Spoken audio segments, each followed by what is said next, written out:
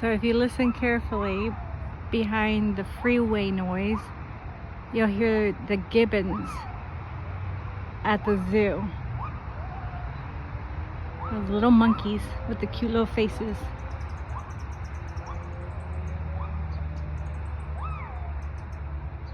I thought it was a car alarm.